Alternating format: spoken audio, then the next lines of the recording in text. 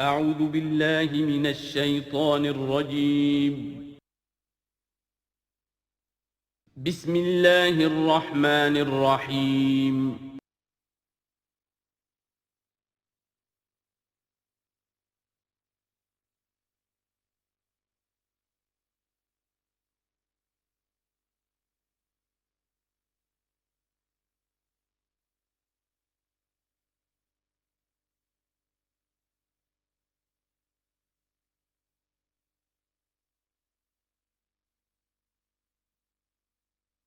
اعوذ باللہ من الشیطان الرجیم بسم اللہ الرحمن الرحیم وَيُعَلِّمُهُ الْكِتَابَ وَالْحِكْمَةَ وَالتَّوْرَاةَ وَالْإِنْجِيلَ وَرَسُولًا إِلَى بَنِي إِسْرَائِيلَ صدق اللہ العظیم۔ اس آیہ مبارکہ کے بارے میں ایک نقطہ تو میں بیان کر چکا ہوں کہ تقابل جو ہے ذہن میں رکھنا چاہیے کہ حضرت یحییٰ علیہ السلام کے بارے میں ان کے لیے جو بھی توصیفی کلمات اللہ تعالیٰ نے ارشاد فرمائے ان میں آخری ہے نبیم من الصالحین، اور حضرت عیسیٰ علیہ السلام کے لیے یہاں پر جو الفاظ آئے ہیں وہ رسولاً الی بنی اسرائیل، اس کو نوٹ کر لیجئے، پھر آئندہ چل کر اس کے اور بھی حوالے آئیں گے۔ دوسری بات جو نوٹ کرنے کی ہے وہ یہ کہ کتاب اور حکمت اور تورات اور انجیل، ان چار چیزوں کے مابین جو تین واو آئے ہیں ان میں سے دو واو عطف ہیں، ایک واو تفسیر ہے۔ اللہ ان کو سکھائے گا کتاب اور حکمت، یعنی تورات اور انجیل۔ یہ درمیانی واو جو ہے یہ یعنی کے معنی میں ہے، اس لیے کہ جیسا کہ میں کئی مرتبہ پہلے بتا چکا ہوں، تورات میں صرف احکام تھے، حکمت نہیں تھی۔ انجیل میں صرف حکمت ہے، احکام نہیں ہے، اور اسی نقطے کو سمجھ لینے سے ساری گتھی حل ہوتی ہے، اور اگر اسی کو نہیں سمجھا ہے لوگوں نے تو پھر بہت ان کے ذہنوں میں پریشانیاں رہتی ہیں۔ تو اس مقام کو نوٹ کیجئے، وَيُعَلِّمُهُ الْكِتَابَ وَالْحِكْمَةَ، اللہ اسے سکھائے گا کتاب بھی اور حکمت بھی، وَالتَّوْرَاةَ وَالْإِنْجِيلَ، یعنی تورات بھی اور انجیل بھی، وَرَسُولًا إِلَىٰ بَنِي إِسْرَائِيلَ انی قد جئتکم بآیۃ من ربکم۔ ابھی تک گفتگو ہو رہی تھی کہ حضرت مریم سلام علیہا کو یہ ساری خوشخبریاں اللہ تعالیٰ کی طرف سے دی گئیں۔ اب یوں سمجھیے، to cut a long story short, درمیان کا وقفہ، ان کی ولادت ہوئی، وہ پلے بڑھے، وہ ساری تاریخ بیچ میں سے حذف کر کے نقشہ کھینچا جا رہا ہے اب کہ حضرت مسیح علیہ السلام نے اب اپنی دعوت کا آغاز کر دیا ہے۔ انی قد جئتکم بآیۃ من ربکم، میں تمہارے پاس آیا ہوں تمہارے رب کی طرف سے نشانی لے کر۔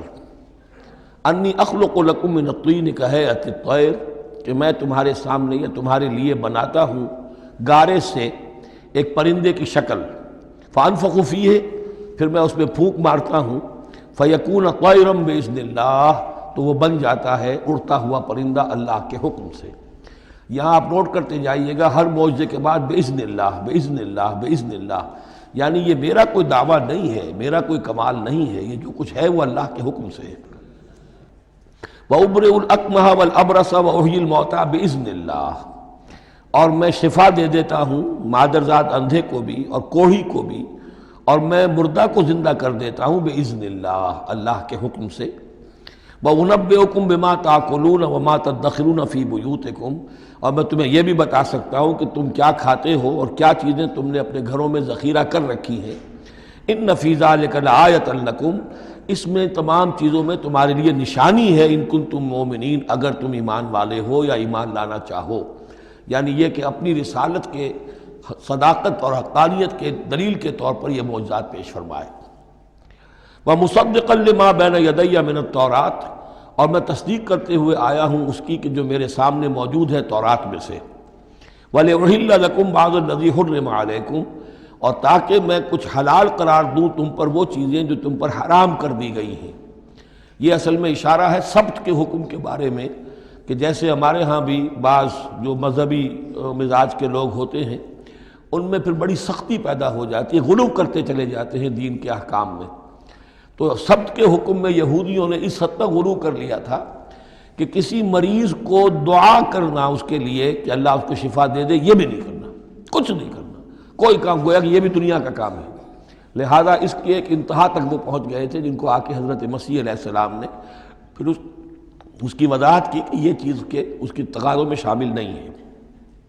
وَجِئْتُكُمْ بِآیَةٍ مِّن رَبِّكُمْ، اور میں تمہارے پاس لے کر آیا ہوں نشانی تمہارے رب کی طرف سے، فَاتَّقُوا اللَّهَ وَأَطِیعُونِ، پس اللہ کا تقوی اختیار کرو اور میری اطاعت کرو۔ ان اللہ ربی و ربکم فاعبدوہ، یقیناً اللہ ہی میرا بھی رب ہے اور تمہارا بھی رب ہے، پس اسی کی بندگی کرو۔ ھذا صراط مستقیم، یہی سیدھا راستہ ہے۔ آپ کو یہی الفاظ ملیں گے سورہ مریم میں انشاءاللہ۔ فلما احس عیسیٰ منہم الکفر، اب پھر دیکھیے وہی درمیانی وقفوں کو چھوڑتے ہوئے یہ دعوت میں کتنا عرصہ لگا، کئی سال کے بعد اب مخالفت ہوئی، اور مخالفت ہوئی ان کے علماء کی طرف سے۔ یہود کے جو علماء تھے شدید ترین مخالفت انہوں نے کی، ان کی مسندوں کو خطرہ ہو گیا، ان کی چودراہٹیں جو ہے وہ خطرے میں پڑ گئیں، تو انہوں نے مخالفت کی، اور اس وقت تک ظاہر بات ہے کہ یہودیوں پر ان کے علماء کا جو ہے اثر و رسوخ بہت زیادہ تھا۔ فلما احس عیسیٰ منہم الکفر، جب عیسیٰ نے محسوس کیا ان سے کفر کی شدت کہ اب یہ مخالفت پر تل گئے ہیں، قال من انصاری الی اللہ، تو انہوں نے ایک پکار لگائی، ایک ندا دی، ایک دعوت عام دی، کون ہے جو میرے مددگار ہے اللہ کی راہ میں؟ یعنی اب جو کشاکش ہونے والی ہے، جو تصادم ہونے والا ہے، اس میں ایک حزب اللہ بنے گی اور ایک حزب الشیطان ہوگا، کون ہے جو میرا مددگار ہو الی اللہ، اللہ کے کام میں۔ یہی اصل اساس ہے دین میں کام کرنے کے لیے کہ اسی بنیاد پر کوئی شخص اٹھے کہ میں دین کا یہ کام کرنا چاہتا ہوں، کون ہے جو میرا ساتھ دے۔ یہ ایک بالکل طبعی طریقہ ہوتا ہے جماعت سازی کا، ایک داعی اور داعی پر اعتماد کرنے والے، داعی سے اتفاق کرنے والے لوگ اس کے ساتھی بن جاتے ہیں۔ ساتھی اس کے ذاتی اعتبار سے نہیں ہوتے، اس کی حکومت قائم کرنے کے لیے نہیں، اللہ کی حکومت قائم کرنے کے لیے، اس کی سرداری کے لیے نہیں، اللہ تعالیٰ کے دین کے غلبے کے لیے۔ قال الحواریون نحن انصار اللہ، کہا حواریین نے کہ ہم ہیں اللہ کے مددگار۔ حواری جو ہے اصل میں اس کے معنی ہے دھوبی، جو کپڑے کو دھو کر صاف کر دیتا ہے۔ یہ لفظ پھر آگے بڑھا ہے اپنے کردار کو صاف کرنا، اپنے اخلاق کو صاف کرنا، لیکن چونکہ حضرت مسیح علیہ السلام کی بہت سی جو تبلیغ تھی وہ گلیلی جھیل کے کناروں پر ہوتی تھی، اب وہاں ظاہر بات ہے جھیل جو ہے بڑی تھی، وہ سمندر کی طرح ہے، جھیل نہیں ہے، بہت بڑی جھیل ہے، تو وہاں وہ کبھی دھوبی ہوتے تھے، ان میں تبلیغ کرتے تھے، کہیں مچھیرے ہوتے تھے مچھلیاں پکڑنے والے، جا کے انہیں تبلیغ کرتے تھے کہ اے مچھلیوں کے پکڑنے والوں، مچھلیوں کا شکار کرنے والوں، آؤ کہ میں تمہیں انسانوں کا شکار کرنا سکھاؤں۔ اور ان دھوبیوں میں تبلیغ کی ہے، تو ان میں سے کچھ لوگ جو ہیں انہوں نے اپنے آپ کو پیش کر دیا۔ قال الحواریون نحن انصار اللہ آمنا باللہ، ہم ایمان لائے اللہ پر، واشہد بأننا مسلمون، تو آپ بھی اب گواہ رہیے گا کہ ہم اللہ کے فرمانبردار ہیں۔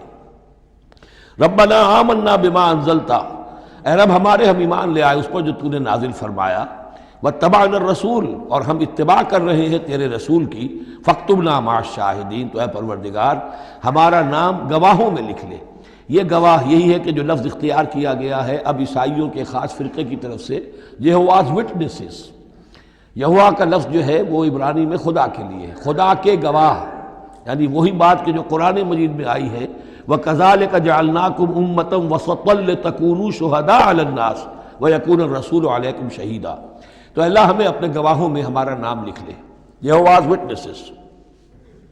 فَاكْتُبْنَا مَعَ الشَّاهِدِينَ، مراد یہ نہیں ہے کہ یہ یہواز وٹنسز وہ لوگ ہیں، میں نے صرف وہ لفظ کی مناسبت کہ انہوں نے یہ لفظ کیوں اختیار کیا ہے، تو یہ لفظ قدیم ہے، اسلامی حکمت اور اسلام کی مصطلحات جو ہیں ان میں اس کی ایک حیثیت ہے۔ وَمَكَرُوا وَمَكَرَ اللَّهُ، اب انہوں نے بھی چالیں چلی اور اللہ نے بھی چال چلی۔ وہ جو ان کے فریسی بیٹھے ہوئے تھے، علماء بیٹھے ہوئے تھے، وہ چالیں چل رہے تھے کسی طرح اس کو پکڑوائیں، کسی طرح، اس لیے کہ وہاں جو حکومت تھی وہ یہودیوں کی نہیں تھی۔ اگرچہ یہودی ایک بادشاہ تھا، پپٹ کنگ، جیسے کنگ فاروق ہوتے تھے مصر کے اندر، اصل حکومت انگریزوں کی تھی، لیکن کنگ فاروق بیٹھے ہوئے ہیں۔ اسی طرح کا وہ پپٹ کنگ تھا کہ جو یہودیوں میں سے تھا، اصل حکومت تھی رومیوں کی، اور رومی گورنر پائلیٹس پونٹس وہ وہاں پر موجود تھا، اور اس طرح کی کوئی کیپٹل پنشمنٹ جو ہے وہ یہودی خود نہیں دے سکتے تھے جب تک کہ وہ جو اصل گورنر ہے اس کی طرف سے اس کا حکم صادر نہ کیا جائے۔ لیکن ان کی مذہبی عدالتیں تھیں، اس میں بیٹھ کر یہ ان کے مفتی، ان کے فریسی، ان کے علماء بیٹھ کے فیصلے کرتے تھے، اور اگر وہ فیصلہ دے دیتے تھے تو ان فیصلوں کی ایگزیکیوشن جو ہے وہ پھر رومن گورنمنٹ کے تھرو اور وہ ہوتی تھی اس کی جو تنفیذ جو ہے وہ پائلٹس پونٹس کے ذریعے سے، لہذا ان کے ہاتھ بندھے ہوئے تھے۔ اب کسی طریقے سے پھنسوائیں اس کو، سوال الٹے سیدھے کرنے، ایسے سوال کرنے کہ وہ جواب دیں تو اس میں بغاوت کی بو آ جائے تو کہیں دیکھو یہ رومیو یہ تمہارا باغی ہے، اس طرح کی وہ چالیں چل رہے تھے۔ وَمَكَرُوا وَمَكَرَ اللَّهُ، اللہ کی اپنی چال تھی۔ اب اللہ کی چال کیا تھی؟ اب اس کی تفصیل قرآن میں نہیں ہے، یعنی یہ کہ ان کے حواریین میں سے ہی ایک نے دھوکہ دیا اور حضرت مسیح علیہ السلام کو گرفتار کروایا۔ اب اس کے بعد اللہ تعالیٰ نے جو کچھ انجیل برنباس میں ہے، قرآن میں نہیں ہے، حدیث میں نہیں ہے، ہمارے اولین جو مفسرین ہیں ان کے ہاں بھی نہیں ہے، لیکن یہ انجیل برنباس، ایونجیلیم برنابے، جو پوپ کی لائبریری سے برآمد ہوئی ہے، اس کے اندر یہ تفصیل ہے کہ جس حواری نے آپ کو غداری کر کے پکڑوایا تھا، گرفتار کروایا تھا، اس کی شکل حضرت مسیح کی بدل دی اللہ نے، اور وہ پکڑا گیا، سولی وہ چڑھا ہے، اور حضرت مسیح پر وہ ہاتھ ڈال ہی نہیں سکے، بلکہ جس باغ میں آپ روپوش تھے، جیسے ایک کوٹھڑی سی بنی ہوئی تھی جس میں کوئی آلات وغیرہ رکھ دیتے ہیں، اس باغ میں وہ روپوش تھے اور اس کوٹھڑی میں عبادت کر رہے تھے، باقی جو ان کے حواری ہیں 12 وہ باہر تھے۔ اس وقت وہ سٹک گیا، ایک شخص وہاں سے چپکے سے گیا کہ اب میں پکڑواؤں گا، اور جا کر جو ہے وہ سپاہیوں کو لے آیا، رات کے وقت قندیلیں لے کر آئے، انہوں نے کہا میں اندر جاؤں گا، جسے میں کہوں اے ہمارے استاد بس پکڑ لینا وہی مسیح ہے، اس لیے کہ رومیوں کو کیا پتہ تھا وہ مسیح کون ہے، وہ تو یہودی ہے، لہذا جیسے ہمارے ہاں پولیس والوں کو کیا پتہ ہے وہ آئے ہیں، آئیڈینٹیفائی کون کرے گا، تو اس نے کہا کہ میں کہوں گا اے میرے آقا میرے استاد بس پکڑ لینا۔ اب یہ جب اندر داخل ہوا تو جیسے ہی کمرے میں داخل ہوا، اس کوٹھڑی میں اس کی چھت پھٹی، 4 فرشتے نازل ہوئے، حضرت مسیح کو لے کر وہ چلے گئے، اور اس شخص کی شکل جو ہے وہ بدل دی گئی حضرت مسیح والی۔ اب یہ گھبرا کر باہر نکلا تو دوسرے حواریین جو تھے انہوں نے کہا اے ہمارے استاد، اور ادھر سے وہ سپاہی جو ہیں داخل ہو گئے، انہوں نے اسی کو قابو کیا، سولی وہ چڑھا ہے اصل میں، حضرت مسیح نہیں۔ لیکن یہ ساری تفاصیل جو ہیں یہ قرآن میں بھی نہیں ہے، حدیث میں بھی نہیں ہے۔ جب حدیث میں نہیں ہے، قرآن میں نہیں ہے، تو ہمارے مفسرین کے پاس بھی نہیں ہو سکتی تھی، لیکن یہ کہ یہ شہادت جو ہے یہ در حقیقت انہی کے گھر سے ہمیں ملی ہے، اور یہ پوری طریقے سے فٹ ان کرتی ہے، پوری طریقے سے قرآن کا جو بیان ہے اس میں یہ پوری طرح فٹ ہوتی ہے۔ وَمَكَرُوا وَمَكَرَ اللَّهُ، انہوں نے اپنی سی چالیں چلی، اللہ نے اپنی چال چلی، وَاللَّهُ خَيْرُ الْمَاكِرِينَ، اور اللہ تعالیٰ جو ہے وہ بہترین چال چلنے والا ہے۔ اِذْ قَالَ اللَّهُ يَا عِيسَىٰ إِنِّي مُتَوَفِّيكَ وَرَافِعُكَ إِلَيَّ، یاد کرو جب کہ اللہ نے عیسیٰ سے کہا عیسیٰ میں تمہیں اب لے جانے والا ہوں، یہ لفظ ہے کہ جس کو قادیانیوں نے اصل میں بہت بڑی بنیاد بنایا ہے اپنے غلط عقیدے کی، کہ وفات مسیح ہو چکی ہے۔ اس لفظ کو اچھی طرح سمجھ لیجئے، وفا کے معنی ہے پورا کرنا، وعدہ وفا کرو، وفا۔ اب اس سے جب کہا جائے کسی کو پورا دینا تو باب تفعیل میں آئے گا وفا یوفی توفیتاً، وہ ہم پڑھ چکے ہیں، ووفیت کل نفس فکیف اذا جاء، جب وہ دن آئے گا ووفیت کل نفس ما عملت، جو کچھ انہوں نے کیا ہوگا پورا پورا ان کو دے دیا جائے گا۔ یہ دیکھ لیجئے آیت نمبر 25، فَكَيْفَ إِذَا جَمَعْنَاهُمْ لِيَوْمٍ لَا رَيْبَ فِيهِ وَوُفِّيَتْ كُلُّ نَفْسٍ مَا كَسَبَتْ وَهُمْ لَا يُظْلَمُونَ، ہر ایک کو بھرپور پورا بدلہ اس کے اعمال کا دے دیا جائے گا۔ یہ ہے کسی کو پورا دینا، کسی سے پورا لے لینا، یہ باب تفاعل ہوگا، توفا یتوفا، کسی کو پورا لے لینا، تو پورا لے لیتا ہے اللہ تعالیٰ نے۔ یہ لفظ جو ہے پورا بتمام و کمال، یہ گویا کہ منطبق ہوتا ہے حضرت مسیح پر، کہ حضرت مسیح کو ان کے جسم اور جان سمیت اللہ لے گیا۔ ہم جب کہتے ہیں وفات پا گیا تو یہ ہے استعارتاً، جسم یہی رہ گیا صرف جان گئی ہے، اور یہی لفظ قرآن میں آتا ہے نیند کے لیے بھی، اللہ یتوفی الانفس حین موتہا، اس لیے کہ نیند میں بھی یہ ہوتا ہے کہ خود شعوری نکل جاتی ہے انسان میں سے، اگرچہ زندہ ہے، اب اس کو اگر کوئی چیونٹی کاٹ رہی ہے تو جاگ جائے گا، لیکن ویسے اس کی خود شعوری ختم ہو چکی ہے، اور روح کا تعلق ہے خود شعوری کے ساتھ، تو نیند میں بھی اللہ تعالیٰ روح کو قبض کر لیتا ہے، اس کے لیے بھی توفی کا لفظ ہے۔ پھر جب انسان مرتا ہے تو روح اور جان دونوں چلی گئیں اور صرف جسم رہ گیا، یہ بھی توفی ہے۔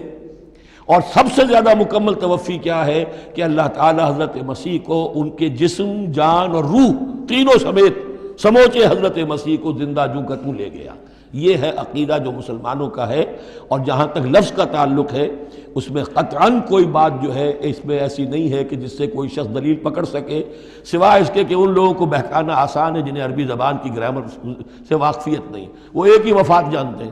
وفات 3 ہو گئی ہیں ازلو قرآن جو میں نے آپ کو سمجھائی ہیں۔ اس قال اللہ یا عیسیٰ انی متوفیک، میں تمہیں لے جاؤں گا، ورافعک الیہ، اور تمہیں اپنی طرف اٹھا لوں گا، ومطہرک من الذین کفروا، اور تمہیں پاک کر دوں گا ان لوگوں سے جنہوں نے تمہارے ساتھ کفر کیا ہے، وجاعل الذین اتبعوک فوق الذین کفروا الی یوم القیامہ، اور جو لوگ بھی تیری پیروی کریں گے انہیں میں ہمیشہ ہمیشہ کے لیے قیامت تک ان کے اوپر رکھوں گا کہ جنہوں نے کفر کیا ہے تیرے ساتھ، جو تیرا انکار کر رہے ہیں یہودی، اس کے بعد سے جو پسے ہیں آج تک پس رہے ہیں۔ حضرت مسیح سن 30 میں اٹھا لیے گئے یا 33 میں، اور اس کے بعد سے آپ کو معلوم ہے کہ مسلسل سن 70 عیسوی میں ہیکل سلیمانی ختم ہوا، 1,20,000 یا 1,33,000 یہودی ایک دن میں ٹائٹس نے قتل کیے یروشلم میں، حضرت مسیح کے رفع سماوی کے 40 برس بعد۔ ان کا ہیکل سلیمانی بھی وہ جو ہے وہ ختم کر دیا گیا، اب اس کی ایک دیوار ہے، میں بتا چکا ہوں 1927-28 برس ہو گئے ہیں کہ ان کا کعبہ گرا پڑا ہے۔ 1917 سے پہلے تک، بلکہ یوں سمجھیے پہلے 500 برس تک تو ان کا داخلہ بھی ممنوع تھا۔ یہ تو حضرت عمر کے ہاتھوں جب فتح ہوا ہے، یہ ڈائسپورا کا ان کا پیریڈ کہلاتا ہے۔ ایک پیریڈ ان کا کیپٹیوٹی کا تھا، جبکہ وہ نیبوکڈنیزر لے گیا تھا انہیں اور بیبیلونیا میں قید میں رکھا ہے، وہ ہے ان کا پیریڈ آف کیپٹیوٹی۔ اس کے بعد واپس آئے، حضرت عزیر کے زمانے میں دوبارہ دوسرا ٹیمپل بنایا، اس کے بعد یہ ٹیمپل سن 70 عیسوی میں ختم ہوا، اور ڈائسپورا کہلاتا ہے کہ منتشر ہو جانا۔ انہیں وہاں سے نکال دیا گیا تھا کہ تم دفع ہو جاؤ یہاں سے، اب فلسطین میں تم نہیں رہ سکتے۔ کوئی روس چلا گیا، کوئی ہندوستان چلا گیا، کوئی مصر چلا گیا، کوئی اور یورپ چلا گیا، پوری دنیا میں پھیل گئے۔ یہ ڈائسپورا اولاً ختم ہوا ہے حضرت عمر رضی اللہ تعالیٰ عنہ کے ہاتھ سے، جب فتح ہوا ہے یروشلم۔ اس وقت حضرت عمر نے اس کو یروشلم کو اوپن سٹی قرار دیا کہ یہاں عیسائی بھی آ سکتے ہیں، مسلمان بھی آ سکتے ہیں، یہودی بھی آ سکتے ہیں، یہ سب کا مشترک شہر ہے۔ لیکن جو عیسائی تھے یروشلم کے، انہوں نے جب ہینڈ اوور کیا تھا، فتح نہیں کیا تھا مسلمانوں نے یروشلم، ایک ٹریٹی کے تحت، ایک معاہدے کے تحت ہینڈ اوور کیا تھا۔ اس معاہدے میں یہ شرط انہوں نے لکھوائی تھی کہ یہودیوں کو یہاں آباد ہونے کی اجازت نہیں دیں گے۔ چنانچہ یہ اجازت تو ہو گئی حضرت عمر کے زمانے سے کہ آ سکتے ہیں، زیارت کر سکتے ہیں، لیکن یہاں رہ نہیں سکتے، پراپرٹی پرچیز نہیں کر سکتے، کوئی مکان نہیں بنا سکتے، سیٹل نہیں ہو سکتے۔ یہ رہا ہے جب تک کہ موجود رہی ہے اسلامی خلافت۔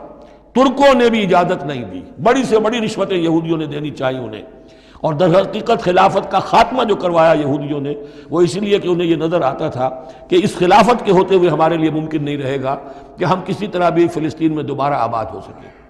لیکن پھر برطانیہ کے جو وزیر تھا بالفور، اس کے ذریعے سے انہوں نے بالفور ڈیکلریشن 1917 میں حاصل کیا ہے، پھر ان کو حق ملا ہے کہ یہ یہاں آ کر جائیداد بھی خرید سکتے ہیں، سیٹل بھی ہو سکتے ہیں، اور اس کے یوں سمجھیے کہ 31 برس کے بعد پھر اسرائیل کی ریاست وجود میں آئی ہے۔ یہ تاریخ ذہن میں رہے۔ اگرچہ 1917 کے بعد سے انہیں کچھ سانس تو مل گیا ہے، اب ایک طرح سے محسوس ہوتا ہے کہ دنیا میں بڑے اقتدار پر ہیں، مٹھی بھر ہیں، یہ زیادہ سے زیادہ 13-14 ملین ہیں، 1.5 کروڑ سے بھی کم، لیکن پوری دنیا کی سب معیشت جو ہے اس کا بڑا حصہ ان کے کنٹرول میں ہے۔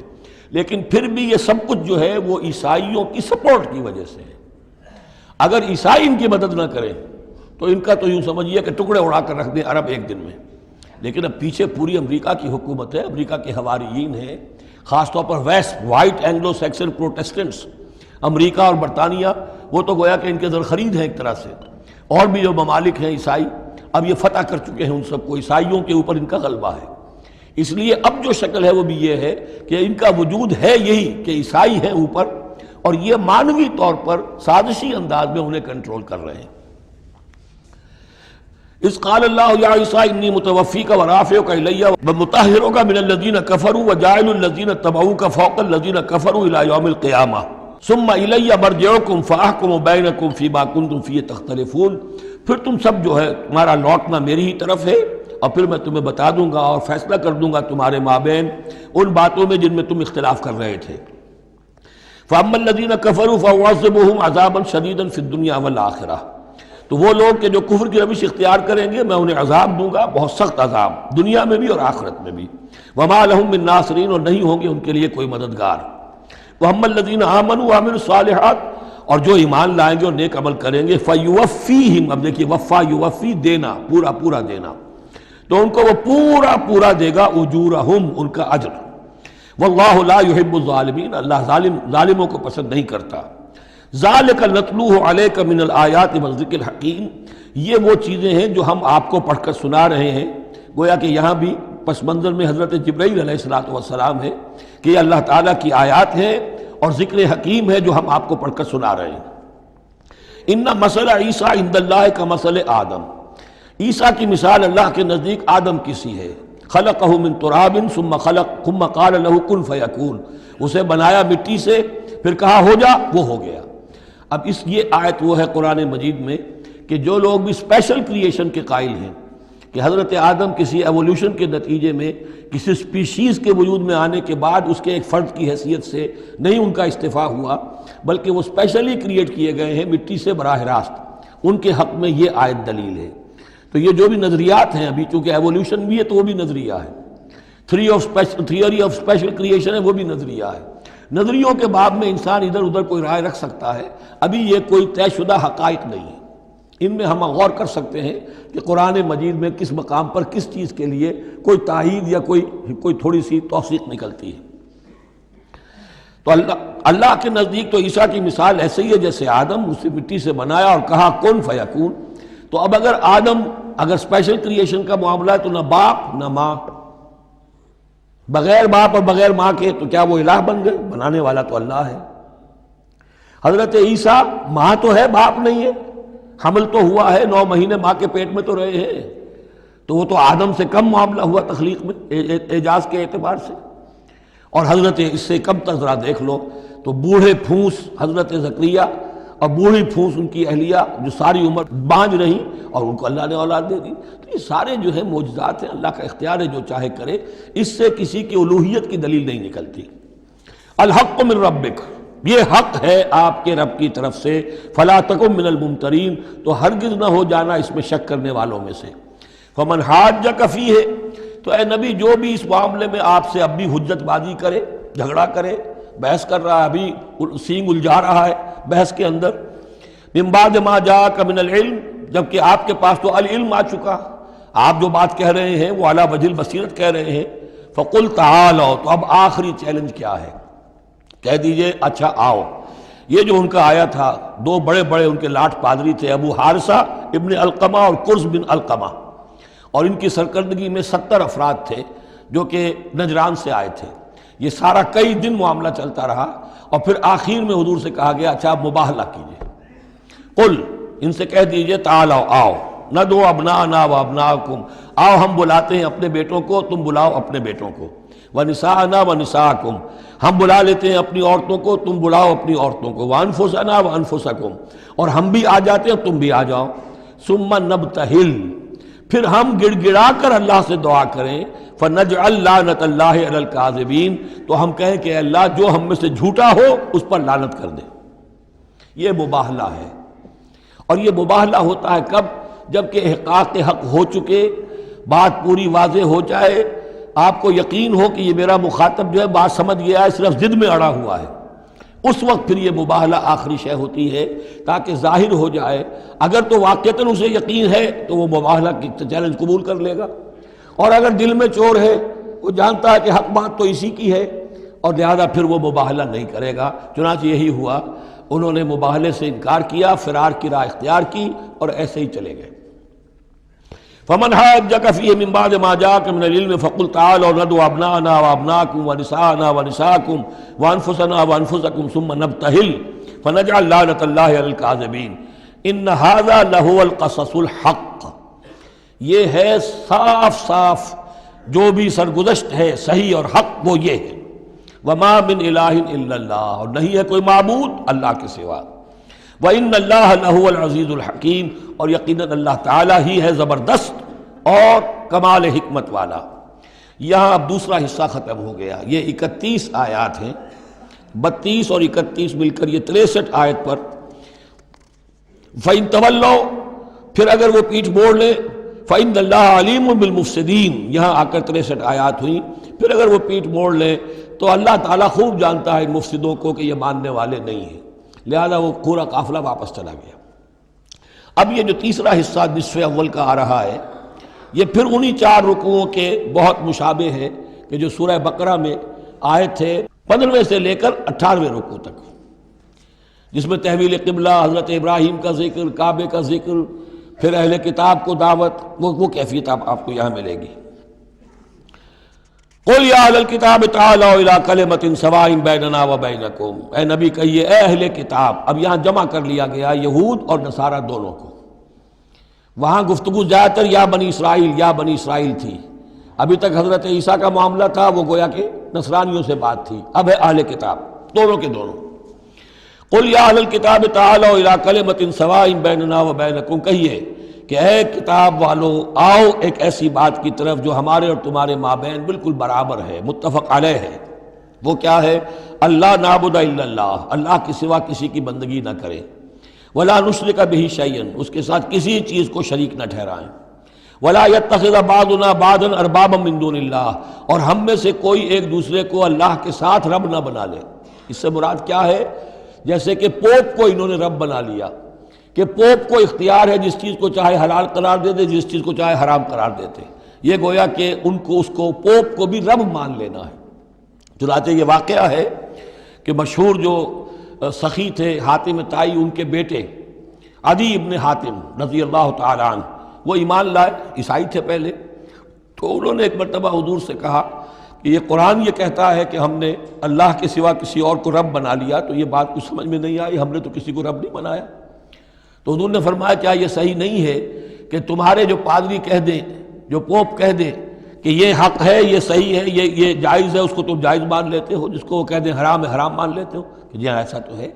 تو یہ حق جو ہے یہ صرف اللہ کا ہے، اور جو اس حق کو اختیار کرتا ہے وہ گویا رب ہونے کا دعویٰ کرتا ہے. اب یہ ساری قانون سازی جو شریعت کے خلاف کی جا رہی ہے، یہ خدائی کا دعویٰ ہے جو لوگ کر رہے ہیں بیٹھے ہوئے. اور ان ہاؤسز میں پہنچنے کے لیے جو بےتاب ہوتے ہیں اور اس کے لیے کروڑوں روپیہ خرچ کرتے ہیں، جہاں جا کر یا تو پہلے طے ہو جائے یا کوئی قانون سازی کتاب و سنت کے منافی نہیں ہو سکتی، پھر جائیے، پھر وہاں پر جا کر قانون سازی کتاب و سنت کے دائرے کے اندر کیجیے.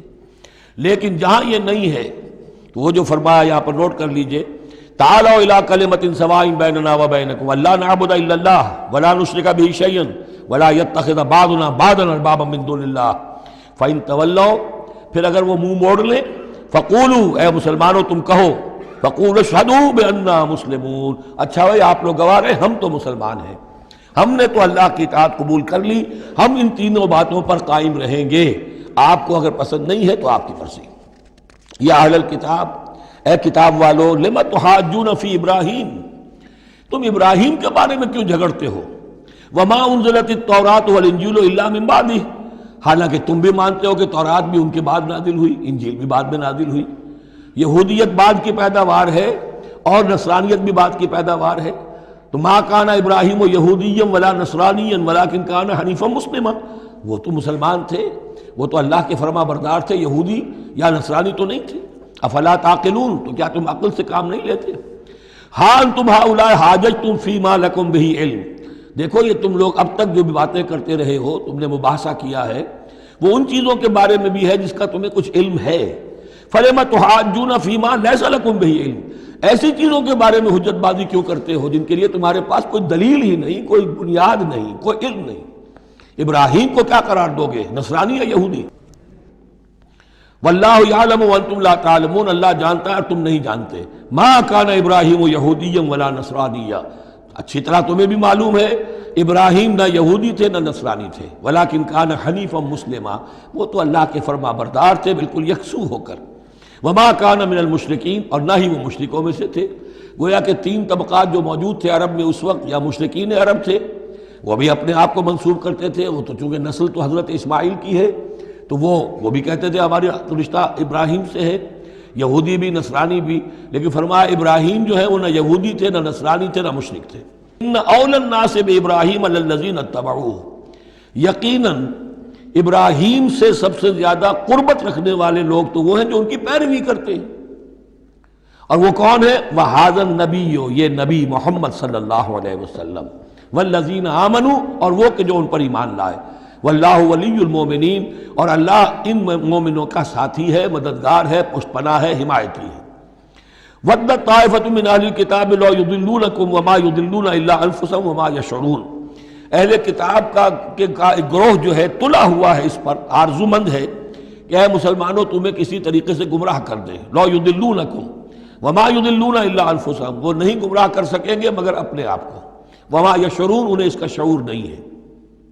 یا اہل الکتاب، دیکھیے کو انداز جو ہے بڑا ہی داعیانہ، جیسا کہ وہ جو 5واں رکوع تھا سورہ بقرہ کا، اس طرح کا انداز ہے یہاں۔ یا اہل الکتاب لما تکفرون بآیات اللہ وانتم تشہدون، اے کتاب والو، اے اہل کتاب، کیوں تم اللہ تعالیٰ کی آیات کا انکار کرتے ہو جبکہ تم اس کے قائل ہو، پہچان چکے ہو، دل میں جان چکے ہو۔ یا اہل الکتاب لما تلبسون الحق بالباطل وتکتمون الحق وانتم تعلمون، اے اہل کتاب کیوں تم حق کے اوپر باطل کا ملمہ چڑھاتے ہو، کیوں حق کو چھپاتے ہو جانتے بوجھتے۔ یہ بھی اس 5ویں رکوع میں آیت موجود تھی، وَلَا تَلْبِسُوا الْحَقَّ بِالْبَاطِلِ وَتَكْتُمُوا الْحَقَّ وَأَنْتُمْ تَعْلَمُونَ۔ وَقَالَتْ طَائِفَةٌ، اب ایک بڑی سازش کا ذکر ہو رہا ہے کہ جو انہوں نے کی تھی مسلمانوں کے خلاف اور محمد رسول اللہ کو ناکام بنانے کے لیے۔ اس سازش کا پس منظر کیا تھا کہ چونکہ صورتحال یہ آ چکی تھی دنیا کے سامنے کہ جو ایک مرتبہ دائرہ اسلام میں داخل ہو جاتا تھا، اب چاہے اسے مار دیں، اسے پیٹیں، اسے بھوکا رکھیں، اسے سزا دیں، جو بھی ٹارچر کریں، واپس نہیں آتا۔ تو دھاک بیٹھ گئی نا کہ اسلام کے اندر کوئی ایسی کشش ہے، اسلام کے اندر کوئی ایسی حقانیت ہے، کوئی ایسی مٹھاس ہے کہ ایک آدمی بڑی سے بڑی قربانی دینے کو تیار ہے، ایک دفعہ اسلام قبول کرنے کے بعد اسلام کو سے دستبردار ہونے کو تیار نہیں۔ یہ جو ساکھ بن گئی تھی، اس کو توڑنے کا ذریعہ سوچا انہوں نے کہ ایسا کرو، صبح کے وقت اعلان کرو کہ ہم ایمان لے آئے، سارا دن محمد کی صحبت میں رہو صلی اللہ علیہ وسلم، شام کو کہہ دو جی دیکھ لیا ہم نے، کچھ نہیں ہے یہاں، یہ دور کے ڈھول سہانے ہیں، ہم تو اپنے ہی کفر میں جا رہے ہیں، اپنے ہی راستے پہ جا رہے ہیں۔ اب اس سے یقیناً کچھ لوگ سمجھیں گے کہ انہوں نے سازش کی ہوگی، کچھ لوگ سمجھیں گے کہ بھائی بڑے متقی لوگ تھے، بڑے خشوع و خضوع کے ساتھ آئے تھے، بڑے اعلان کے ساتھ، شان کے ساتھ انہوں نے کلمہ کہا تھا اور ایمان قبول کیا تھا، پھر دیکھو سارے دن حضور کی محفل میں بیٹھے رہے ہیں، کچھ نہ کچھ تو دیکھا ہی ہوگا نا آخر، ایسے کیسے یہ لوگ چلے گئے۔ عام لوگوں کے دلوں میں وسوسہ اندازی جو ہے اس سے کرنا بہت آسان کام ہے، وہ سازش تھی جو بنائی، اور اسی کا اصل میں تعلق ہے قتل مرتد کی سزا۔ اسلامی ریاست میں اس سازش کا راستہ روکنے کے لیے یہ سزا تجویز کی گئی ہے کہ جو شخص ایمان لے آئے پھر کفر میں جائے گا تو قتل کر دیا جائے گا، کیونکہ اسلامی ریاست کی بنیاد ہے، آئیڈیولوجیکل ریاست ہے یہ، ایمان اور اسلامی تو اس کی بنیاد ہے، اس کی جڑوں کو کھودنے والی جو چیز ہو سکتی ہے اس کی تو پوری جو ہے اس کی بندش اور اس کا سد باب ہونا چاہیے۔ وقالت طائفة من اہل الکتاب آمنوا بالذی انزل علی الذین آمنوا وجہ النہار، اور اہل کتاب کے گروہ نے یہ طے کیا ایمان لاؤ اس چیز پر جو نازل کی گئی ہے ان اہل ایمان پر صبح کے وقت، دن چڑھے، وَاکْفُرُوا آخِرَہُ، اور کفر کر دو، اعلان کفر کر دو دن کے آخر میں، لعلہم یرجعون، شاید ان میں سے بھی کچھ لوٹ آئیں، اندر سے جا کے کچھ لوگوں کو تو گھسیٹ لائیں گے ہم کہ وہ جو ہے وہ بھی اسلام کو چھوڑ دیں، وہ مشتبہ ہو جائے معاملہ، ان پر وسوسہ پیدا ہو جائے۔ وَلَا تُؤْمِنُوا إِلَّا لِمَنْ تَبِعَ دِينَكُمْ، اور دیکھو ہرگز ایمان نہ لانا مگر اسی چیز پر کہ جو تمہارے دین کی پیروی کرے، ماننی اسی کی بات ہے۔ یعنی خطرہ بھی تھا کہ 4-6 اگر ہم جا کر حضور کے پاس اگر چند گھنٹے گزاریں گے تو کہیں ایسا نہ ہو کہ ہم میں سے کوئی واقعی پھر اس کا دل کھل جائے، طے کر کے گئے دیکھو ایمان نہیں لانا ہے ہم نے، وَلَا تُؤْمِنُوا إِلَّا لِمَنْ تَبِعَ دِينَكُمْ، اس پر ایمان نہیں لانا ہے ہم نے، لیکن صرف اعلان کرنا ایمان کا۔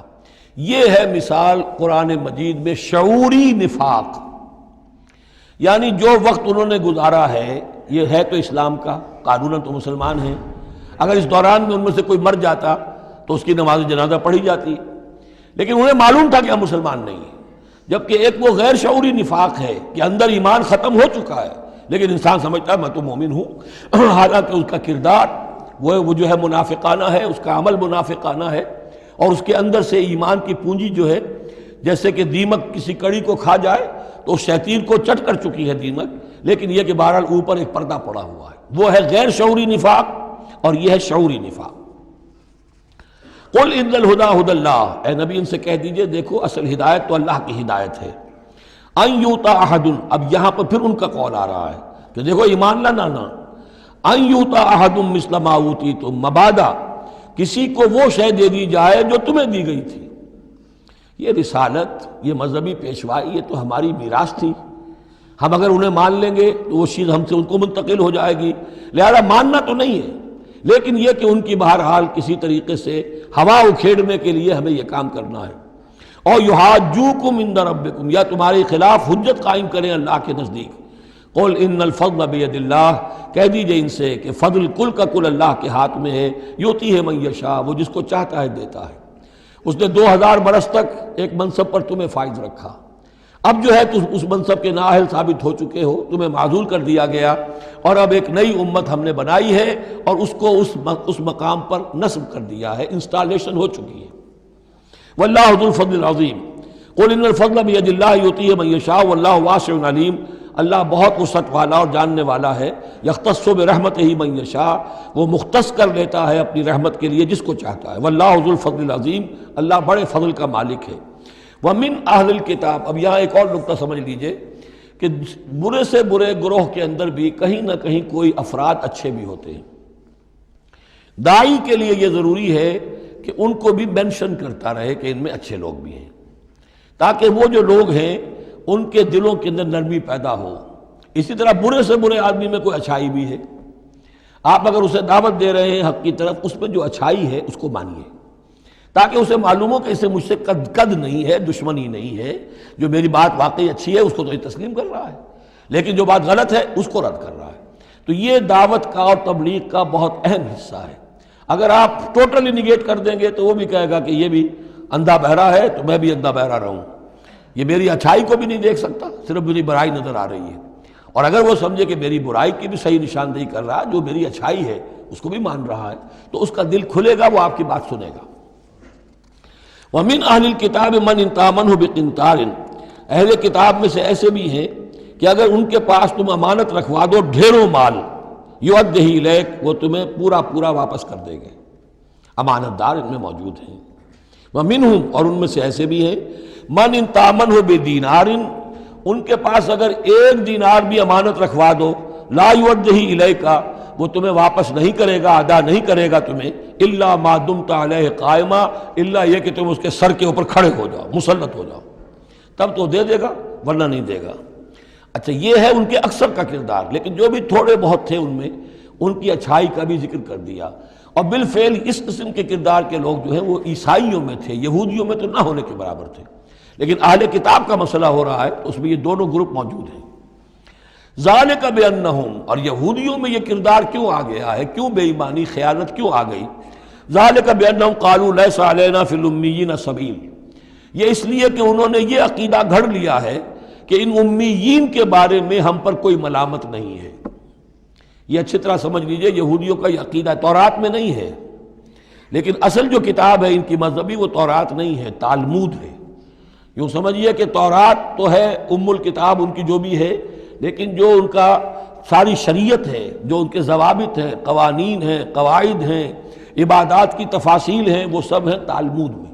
اور تالمود میں یہ بات موجود ہے کہ یہودی کے لیے یہودی سے جھوٹ بولنا حرام، غیر یہودی سے جیسے چاہو جھوٹ بولو۔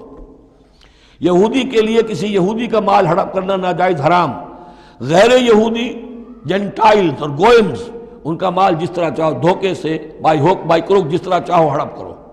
تو یہ ہمارے اوپر مواخذہ ہی نہیں ہے، اس لیے کہ یہ جو لوگ ہیں غیر یہودی، یہ انسان ہے ہی نہیں، یہ اصل میں انسان نما حیوان ہے، اور ان سے فائدہ اٹھانا ہمارا حق ہے، جیسے کہ گھوڑے کو تانگے میں جوتنا انسان کا حق ہے، بیل کو اپنے حل کے اندر جوت لینا یہ انسان کا حق ہے۔ تو ہمارا حق ہے ان حیوانوں سے ہم جو چاہے لوٹ لیں، کھسوٹ لیں، ان کی رضامندی سے لے لیں، ظلم کریں، اس میں ہم پر کوئی پکڑ نہیں ہوگی، کوئی محاسبہ نہیں۔ یہ تالمود میں باقاعدہ لکھا ہوا ہے۔ ذالک بانہم قالوا، اس لیے کہ ایک پکچر بھی اس پر بنی ہے جو امریکہ کے عیسائیوں نے بنائی ہے، the other side of Israel, جس میں کہ انہوں نے ایک شخص نے ایک یہودی کتب خانے میں جا کر کتابیں نکال کر پھر اس کے اوپر نشان لکھا کر یہ چیزیں لکھی ہوئی ہیں کہ یہودیت کا جو اصل چہرہ ہے وہ اس ڈاکومنٹری کے اندر، ویڈیو کے اندر واضح کر دیا گیا ہے ان کی کتابوں کے حوالے سے۔ ذالک بانہم قالوا لیس علینا فی الامیین سبیل، یہ اس لیے ہے ان میں یہ خیانت اور بے ایمانی اور جھوٹ اور دغا کہ انہوں نے یہ عقیدہ گھڑ لیا ہے کہ غیر یہودی لوگوں کے بارے میں ہم سے کوئی پرسش ہی نہیں ہے، کوئی ہمارے اوپر کوئی ذمہ داری ہے ہی نہیں۔ وَيَقُولُونَ عَلَى اللَّهِ الْكَذِبَ وَهُمْ يَعْلَمُونَ، اور وہ تو اللہ تعالیٰ کی طرف نسبت دے رہے ہیں، منسوب کر رہے ہیں جھوٹ کو، اور وہ جانتے بوجھتے کر رہے ہیں، ان کے علماء جانتے ہیں۔ بَلَا مَنْ أَوْفَىٰ بِعَهْدِهِ وَاتَّقَىٰ فَإِنَّ اللَّهَ يُحِبُّ الْمُتَّقِينَ، کیوں نہیں، جو کوئی بھی اللہ کے ساتھ کیا ہوا اپنے عہد کو پورا کرے گا اور تقویٰ کی روش اختیار کرے گا تو اللہ تعالیٰ کو تو متقین پسند ہے۔ ان الذین یشترون بعہد اللہ وایمانہم ثمنا قلیلا، یقیناً وہ لوگ کہ جو اللہ تعالیٰ سے جو عہد انہوں نے کیا تھا اسے فروخت کرتے ہیں اور اپنی قسموں کو فروخت کرتے ہیں حقیر سی قیمت پر۔ جب دیکھتے ہیں کہ ہماری بات لوگ جو کچھ شک کر رہے ہیں، اچھا جی ہم خدا کی قسم کھا کر کہتے ہیں کہ ایسا ہے، اب یہ جھوٹی قسمیں۔ ثمنا قلیلا اولئک لا خلاق لهم فی الآخرہ، یہ وہ لوگ ہیں کہ جن کے لیے کوئی حصہ نہیں ہے آخرت میں۔ ولا یکلمہم اللہ، نہ اللہ ان سے کلام کرے گا۔ ولا ینظر الیہم یوم القیامہ، اور نہ ان کی طرف نگاہ کرے گا قیامت کے دن۔ ولا یزکیہم، نہ ان کو پاک کرے گا۔ یہ بھی سورہ بقرہ میں تقریباً پورا مضمون آ چکا ہے۔ ولہم عذاب علیم، ان کے لیے دردناک عذاب ہے۔ وان منہم لفریقا یلوون السنتہم بالکتاب، اور ان میں سے ایک گروہ ایسا بھی ہے جو اپنی زبان کو توڑتا مروڑتا ہے کتاب کو پڑھتے ہوئے، وہ الفاظ کو ذرا سا ادھر ادھر مروڑ کر معنی اور پیدا کر لیتے تھے۔ ان سے کہا گیا حتہ کہو تو ہنتا بنا دیا، بجائے اس کے کہ اللہ ہماری گناہ جھاڑ دے، ہمیں گیہوں دے۔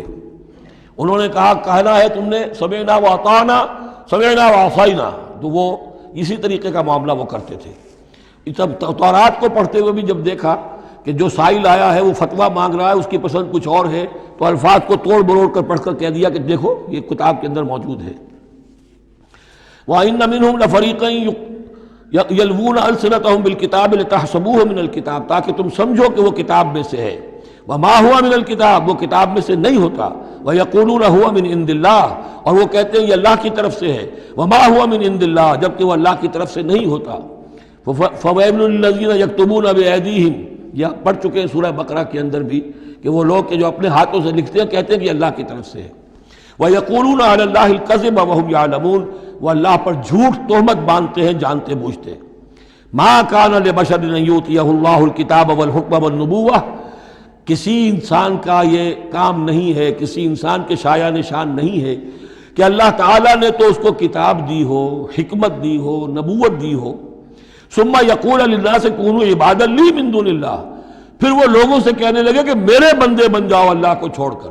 یہ اشارہ ہو رہا ہے اب نصرانیوں کی طرف کہ تمہارے طرف ہم نے رسول بھیجے، عیسیٰ ابن مریم کو ہم نے بھیجا، انہیں کتاب دی، ان کو حکم دیا، ان کو حکمت دی، نبوت دی، معجزات دیے، اور انہوں نے تو یہ اس کا کوئی امکان نہیں کہ وہ یہ کہتے کہ مجھے بنا لو اللہ کے سوا اپنا معبود۔ ما كان لبشر ان يؤتيه الله الكتاب والحكم والنبوة ثم يقول للناس كونوا عبادا لي من دون الله ولكن كونوا ربانيين بما كنتم تعلمون الكتاب وبما كنتم تدرسون۔ وہ تو یہی کہے گا، اور یہی کہا کہ حضرت عیسیٰ نے کہ اللہ والے بنو، اللہ کی بندگی کرو، ربانی بن جاؤ، اللہ والے بن جاؤ، اس چیز کے سبب کہ جو تم سکھلاتے ہو، دوسروں کو تعلیم دیتے ہو۔ اتامرون الناس بالبر وتنسون انفسکم وبما کنتم تدرسون، اور جو کچھ تم خود بھی پڑھتے تھے۔ یہ پڑھنا پڑھانا دین کا، سیکھنا سکھانا، تعلیم و تعلم قرآن، تعلیم و تعلم حدیث، تعلیم و تعلم فقہ، یہ اس لیے ہونا چاہیے کہ لوگوں کو اللہ والے بنایا جائے، نہ یہ کہ اپنے بندے بنا کر اور ان سے نذرانے وصول کر کے ان کا استحصال کیا جائے۔ وَلَا يَأْمُرُكُمْ أَن تَتَّخِذُوا الْمَلَائِكَةَ وَالنَّبِيَّ أَرْبَابًا، وہ کبھی بھی تمہیں اس بات کا حکم نہیں دے گا کہ تم فرشتوں یا انبیاء کو رب بنا لو۔ فرشتوں کو رب بنایا مشرکین مکہ نے، فرشتوں کے نام پر اپنی وہ مورتیاں انہوں نے بنائی، لات، عزا، منات، اور انہوں نے ایک نبی کو اپنا رب بنا لیا۔ ایامرکم بالکفر بعد اذ انتم مسلمون، تو کیا وہ ایسا بندہ اللہ کا جس کو اللہ نے نبوت سے سرفراز کیا ہو، کیا تمہیں وہ کفر کا حکم دے گا جبکہ تم مسلم ہو چکے ہو، تم نے فرما برداری اختیار کر لی ہے۔ وَإِذْ أَخَذَ اللَّهُ مِيثَاقَ النَّبِيِّينَ، اور یاد کرو جب کہ اللہ نے تمام انبیاء سے ایک عہد لیا تھا، لَمَا آتَيْتُكُم مِّن كِتَابٍ وَحِكْمَةٍ، جب بھی میں تمہیں دوں گا کتاب اپنی اور حکمت، ثُمَّ جَاءَكُمْ رَسُولٌ، پھر تمہارے پاس آئے کوئی اور رسول، نیا رسول، مُصَدِّقٌ لِّمَا مَعَكُمْ، جو کہ تمہارے ساتھ جو کچھ ہے اس کی تصدیق کرتے ہوئے آئے، لَتُؤْمِنُنَّ بِهِ وَلَتَنصُرُنَّهُ، تو تمہیں لازماً اس پر ایمان لانا ہوگا اور اس کی مدد کرنی ہوگی، کیونکہ انبیاء کا ایک سلسلہ چل رہا تھا، ہر نبی جو ہے آئندہ کی پیشن گوئی کر کے گیا ہے، اور یہ بھی ختم نبوت کے بارے میں بہت بڑی دلیل ہے کہ ایسی کسی شے کا ذکر قرآن میں یا حدیث میں نہیں ہے، بلکہ اس کے برعکس ہے کہ نبوت مجھ پر ختم ہو گئی ہے، ورنہ اس سے پہلے تمام انبیاء حضرت مسیح حضور کی بشارت دے کر گئے، تمام انبیاء کی کتابوں میں بشارتیں موجود ہیں۔ اگر آپ انجیل پڑھیں برنباس کی تو اس میں تو کوئی صفحہ خالی نہیں ہے جس میں کہ حضور کی بشارت نہ ہو اور حضور کے بارے میں خوشخبری نہ ہو، لیکن یہ کہ وہ باقی انجیلوں میں سے نکال دیا گیا۔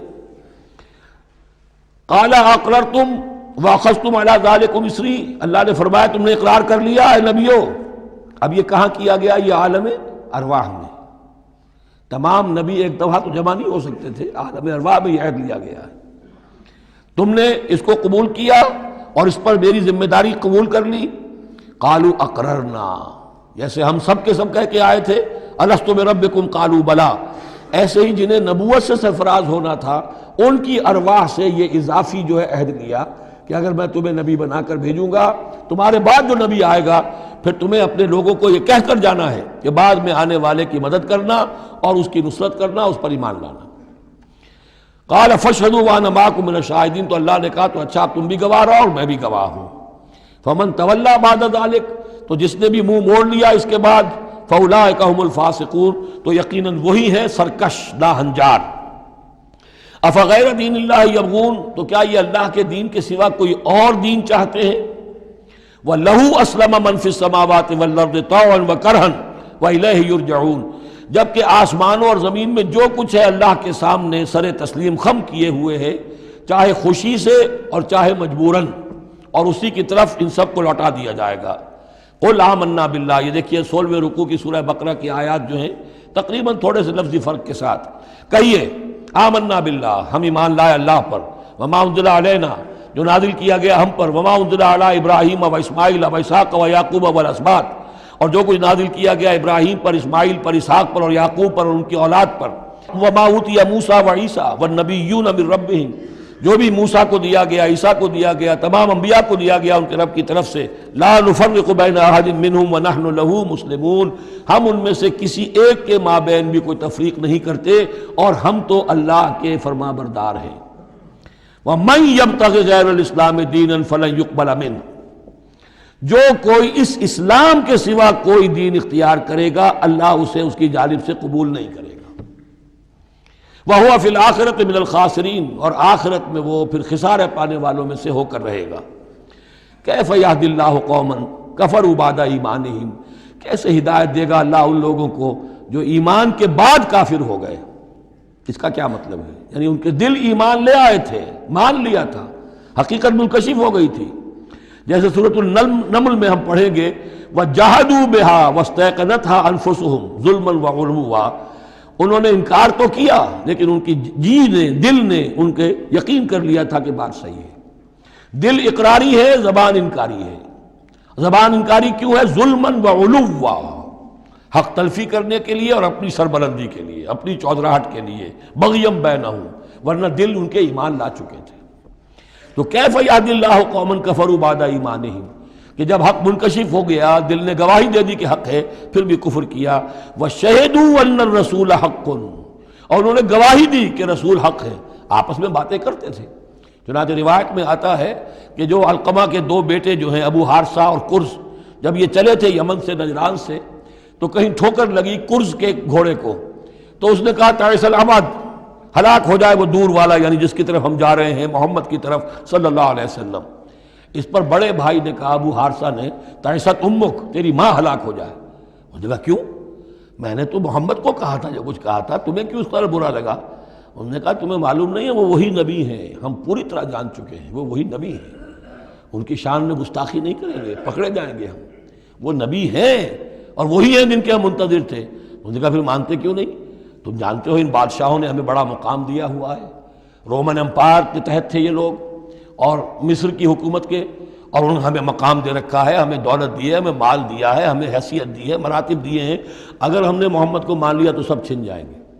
یہ باقاعدہ روایت میں موجود ہے۔ ابھی آتے ہوئے تو جاتے ہوئے کیا حال ہوگا آپ اس کا اندازہ کیجئے، جبکہ مباہلے سے فرار کر کے گئے ہیں۔ وَشَهِدُوا أَنَّ الرَّسُولَ حَقٌّ، وہ گواہی دے چکے ہیں کہ رسول حق پر ہیں اور حق ہیں۔ وَجَاءَهُمُ الْبَيِّنَاتُ، اور ان کے پاس کھلی کھلی نشانیاں آ چکی ہیں۔ وَاللَّهُ لَا يَهْدِي الْقَوْمَ الظَّالِمِينَ، اللہ ایسے ظالموں کو ہدایت نہیں دیتا۔ أُولَٰئِكَ جَزَاؤُهُمْ أَنَّ عَلَيْهِمْ لَعْنَةَ اللَّهِ وَالْمَلَائِكَةِ وَالنَّاسِ أَجْمَعِينَ، یہ تو وہی لوگ ہیں کہ جن کا بدلہ یہ ہے کہ ان پر اللہ کی بھی لعنت ہے، فرشتوں کی بھی اور تمام انسانوں کی بھی۔ یہ الفاظ بھی سورہ بقرہ میں آ چکے ہیں۔ خالدین فیہا، وہ اسی لعنت میں رہیں گے۔ لا یخفف عنہم العذاب، ان کے عذاب میں کوئی تخفیف نہیں کی جائے گی۔ ولا ہم ینظرون، نہ انہیں کوئی مہلت ملے گی۔ الا الذین تابوا من بعد ذلک، ہاں ابھی دروازہ کھلا ہے توبہ کا، سوائے ان کے کہ جو اس کے بعد توبہ کر لیں، واصلحوا، اور اصلاح کر لیں اپنی یا نیک عمل کریں۔ فإن اللہ غفور الرحیم، تو ابھی توبہ کا دروازہ بند نہیں ہے، یقیناً اللہ غفور الرحیم ہے۔ ان الذین کفروا بعد ایمانہم ثم ازدادوا کفرا لن تقبل توبتہم، جو لوگ جنہوں نے کفر کیا اپنے ایمان کے بعد، حق کو پہچان لینے کے بعد، چاہے زبان سے مانا ہو یا نہ مانا ہو، پھر اگر وہ کفر کرتے ہیں یا ماننے کے بعد زبان سے مرتد ہو جاتے ہیں، ثم ازدادوا کفرا، پھر وہ اپنے کفر میں بڑھتے چلے گئے، لن تقبل توبتہم، ان کی توبہ کبھی قبول نہیں ہوگی۔ واولئک هم الضالون، اور وہ تو یقیناً گمراہوں میں سے ہیں۔ ان الذین کفروا وماتوا وهم کفار، یقیناً وہ لوگ کہ جنہوں نے کفر کیا اور فوت ہو گئے، مر گئے اسی حال میں کہ وہ کافر تھے، فلن يقبل من احدهم ملء الارض ذهبا ولو افتدى به، تو ان میں سے کسی ایک سے زمین کی مقدار کے مطابق سونا بھی فدیے میں قبول نہیں کیا جائے گا اگر وہ پیش کر سکے۔ اب ظاہر بات ہے یہ محال ہے، ناممکن ہے، لیکن یہ کہ بات سمجھانے کے لیے کہ وہاں پر کوئی فدیہ نہیں ہے، زمین کے حجم کے برابر بھی سونا دے کر اور کوئی چھٹنا چاہے گا تو نہیں چھوٹے گا۔ یہ وہی بات ہے، وَاتَّقُوا يَوْمًا لَا تَجْزِي نَفْسٌ عَن نَفْسٍ شَيْئًا وَلَا يُقْبَلُ مِنْهَا شَفَاعَةٌ وَلَا يُؤْخَذُ مِنْهَا عَدْلٌ، کوئی فدیہ نہیں لیا جائے گا، وَلَا هُمْ يُنصَرُونَ، نہ ان کی مدد ہوگی۔ اولئک لہم عذاب علیم، یہ وہ لوگ ہیں کہ جن کے لیے ہے دردناک عذاب، وما لہم من ناصرین، اور نہیں ہوں گے ان کے لیے مدد کرنے والے۔ لن تنالوا البر حتى تنفقوا مما تحبون وما تنفقوا من شيء فإن الله به علیم۔ اس آیت کا حوالہ میں دے چکا ہوں آیا بر کے ضمن میں کہ یہ جو نیکی ہے، مظاہر نیکی میں سے، عملی نیکی میں سب سے بڑی، سب سے پہلی، سب سے مقدم انسانی ہمدردی، اور انسانی ہمدردی میں اپنا مال خرچ کر سکنا، اور مال بھی وہ کہ جو محبوب ہو، ردی ہو، دل سے اتر گیا ہو، بوسیدہ ہو گیا ہو، وہ کسی کو دے کر اور سمجھا جائے کہ حاتم طائی کی قبر پر لات مار دی میں نے، تو وہ حماقت ہے اپنی جگہ پر۔ لن تنالوا البر حتى تنفقوا مما تحبون، تم ہرگز نہیں پہنچ سکو گے نیکی کے مقام کو جب تک کہ خرچ نہ کرو اس میں سے جو تمہیں پسند ہے۔ وما تنفقوا من شيء فإن الله به علیم، اور جو کچھ بھی تم خرچ کرو گے اللہ کو اس کا علم ہے۔ کل طعام کان حلا لبنی اسرائیل الا ما حرم اسرائیل علی نفسہ من قبل ان تنزل التوراۃ، یہ بھی ایک جھگڑا تھا، یہودی کرتے تھے کہ ان کی شریعت میں اونٹ کا گوشت حرام تھا، حضور نے آ کر جو حرام چیزوں کا اعلان کیا اس میں اونٹ کا گوشت حرام نہیں ہے۔ ان کا اگر شریعت یہ وہی ہے، اگر شریعت موسوی ہے تو یہ تغیر کیسے ہو گیا؟ اس کی حقیقت بتائی ہے کہ تورات کے نزول سے قبل حضرت یعقوب علیہ السلام کو ذاتی جیسے بات ہوتی ہے کہ شاید ناپسند ہے، انہوں نے اونٹ کا گوشت اپنے اوپر حرام کر لیا تھا، جیسے حضور نے اپنی 2 ازواج مطہرات کی دلجوئی کے لیے بعض چیزیں جو حلال تھیں ان کی قسم کھا لی، یا ایھا النبی لما تحرم ما احل اللہ لک تبتغی مرضات ازواجک، یہ چیز ان کے ہاں روایت کے طور پر چلی آ رہی تھی، تو اللہ نے فرمایا لاؤ تورات اور دکھاؤ کہاں لکھا ہوا۔ تورات کے نزول سے پہلے یہ شکل حضرت یعقوب علیہ السلام کی تھی، اس کی تم پیروی کر رہے ہو۔ تو کھانے پینے کی وہ چیزیں جو اسلام نے حلال کی ہیں، کل طعام کان حلا لبنی اسرائیل، وہ بنی اسرائیل کے لیے بھی حلال تھی، الا ما حرم اسرائیل علی نفسہ، سوائے ان چیزوں کے کہ جنہیں حرام ٹھہرا لیا تھا اسرائیل، اسرائیل سے مراد حضرت یعقوب اللہ کے بندے عبداللہ، علی نفسہ ہی، اپنی جان پر، من قبل ان تنزل التوراۃ، اس سے پہلے کہ تورات نازل ہو۔